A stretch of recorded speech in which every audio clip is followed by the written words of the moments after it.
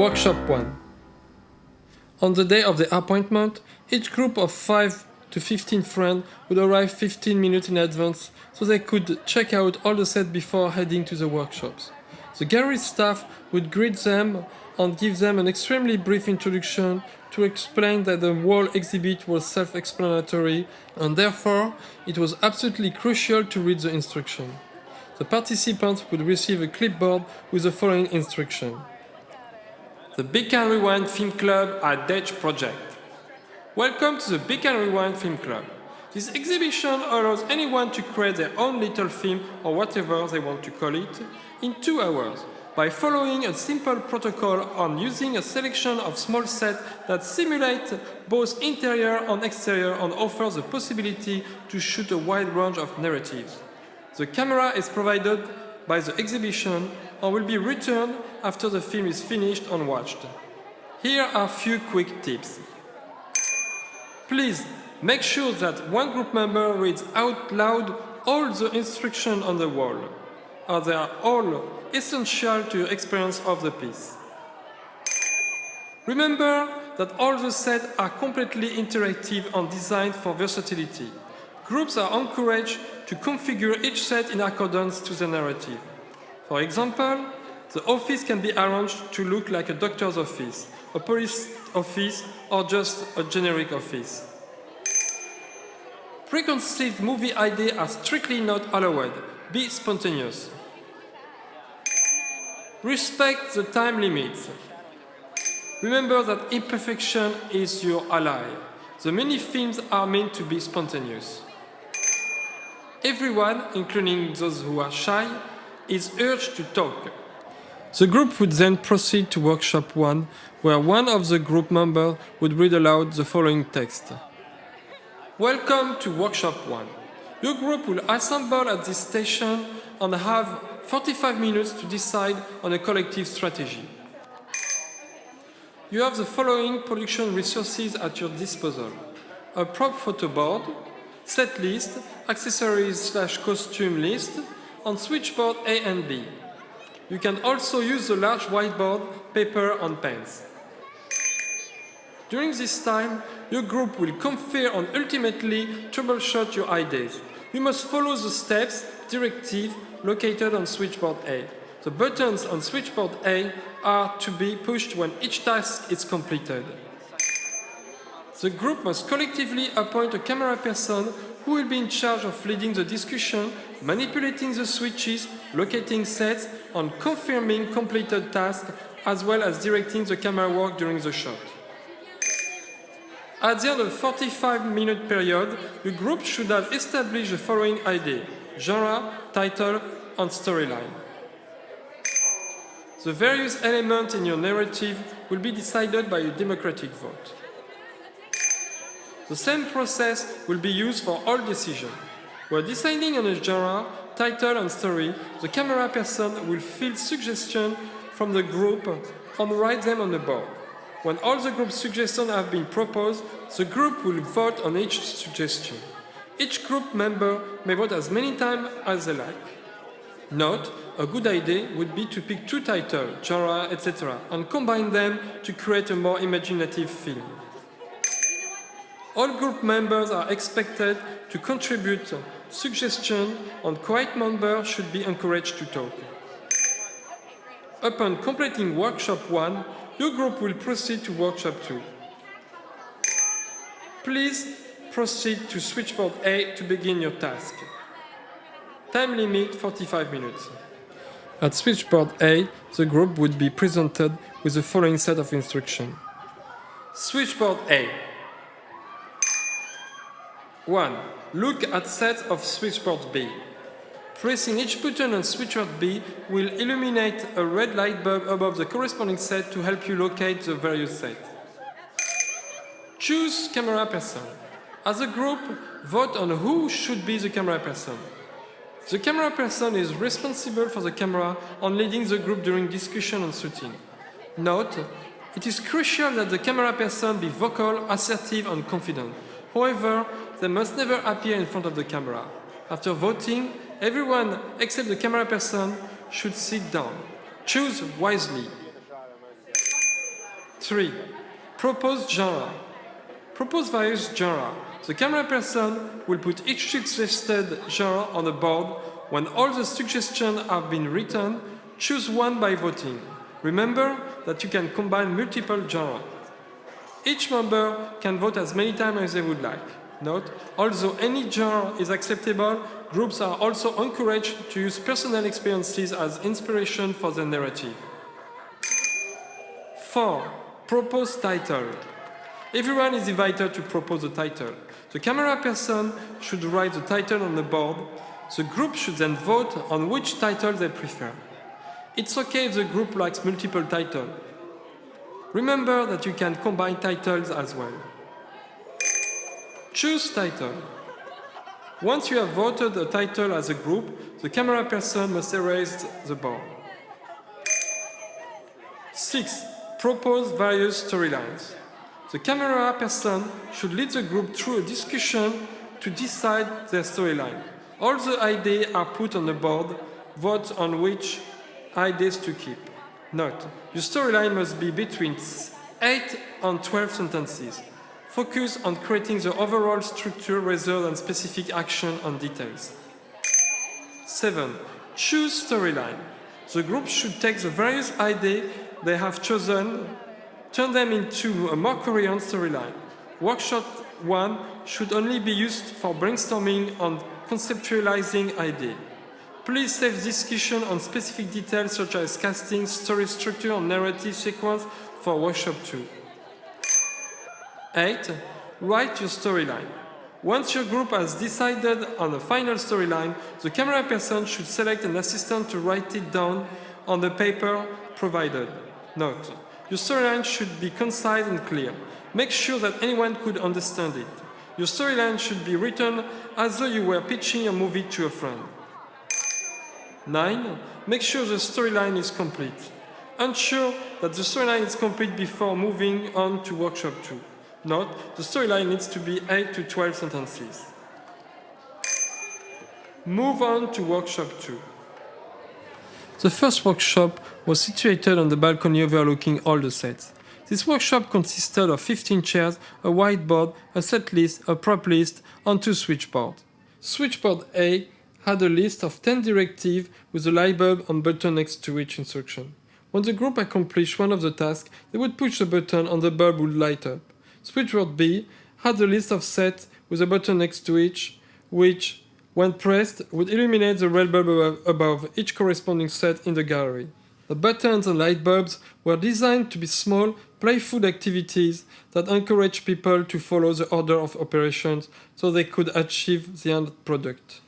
In this case, it was important that they look at the variety of sets so their narrative could work within the 16 sets.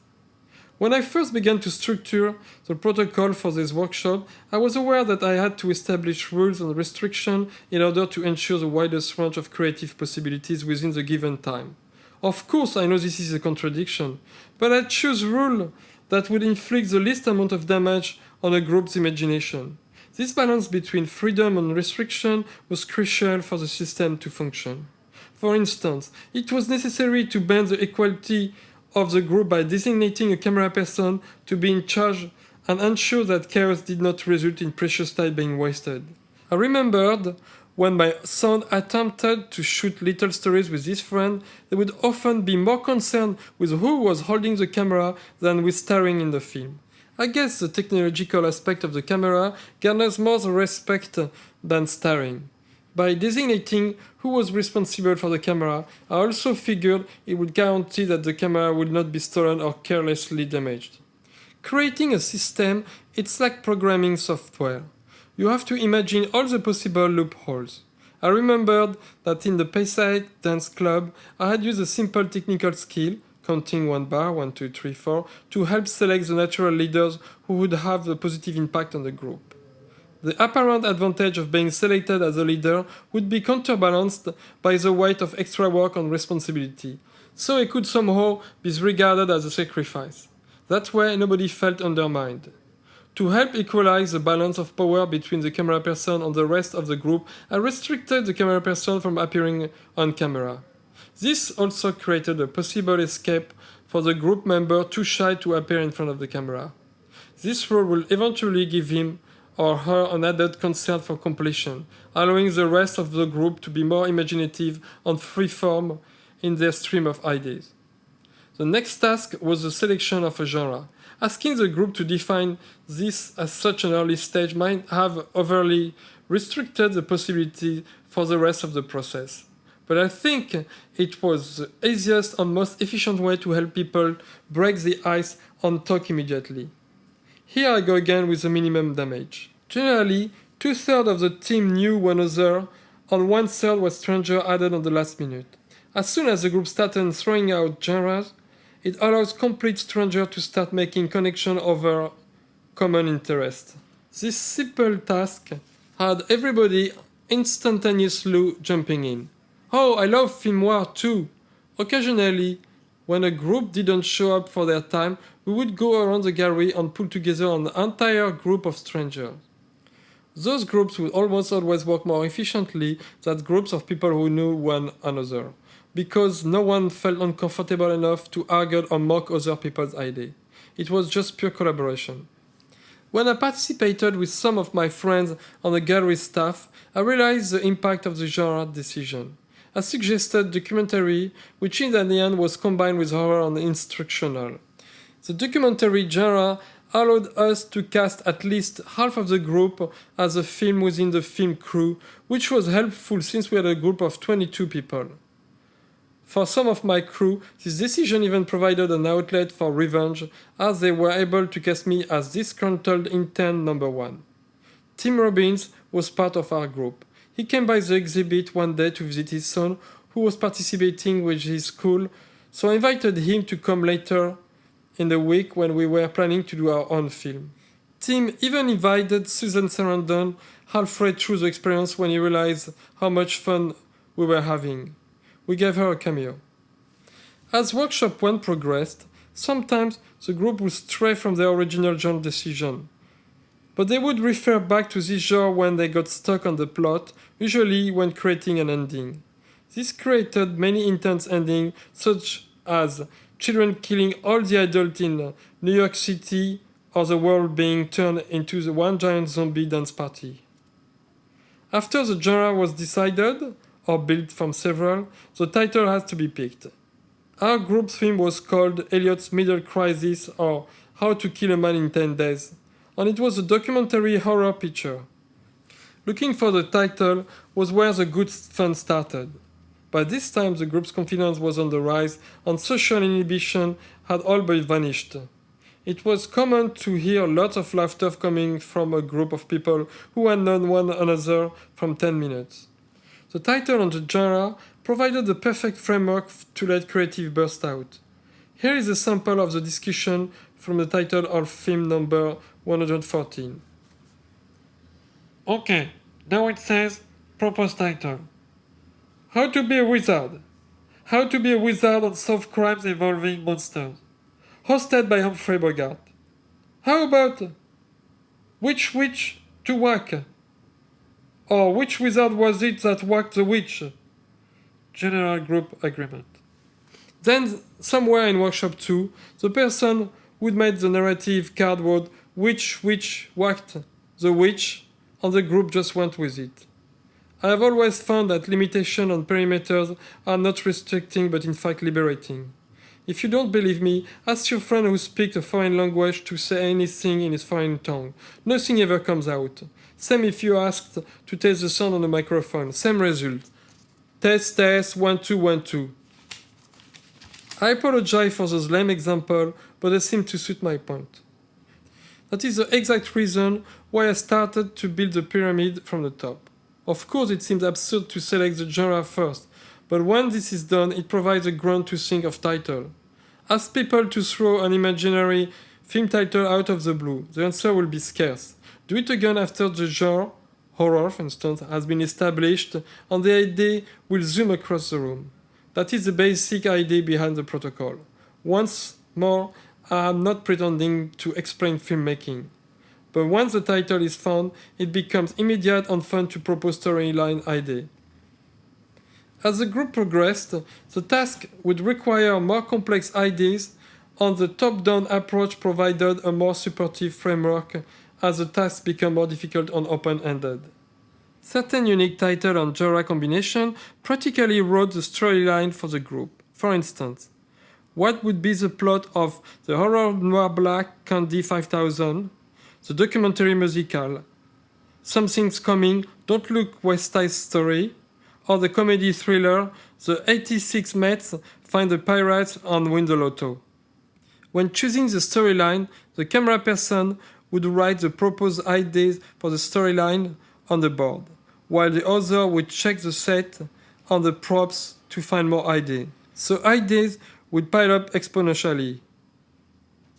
For example, for the spy thriller Oxford and the Red Sparrow, the conversation went something like this. Okay, so our title is Oxford and the Red Sparrow. So I think Oxford and the Red Sparrow are two of the world's greatest spies. Sound of general group agreement. Maybe it's just Oxford who is the spy, and is looking for the Red Sparrow. Sound of general group agreement. The Red Sparrow should be a key to turn him back into a dog, because he was turned into a dog by an evil doctor. No, it was the evil mutator who turned him into a dog.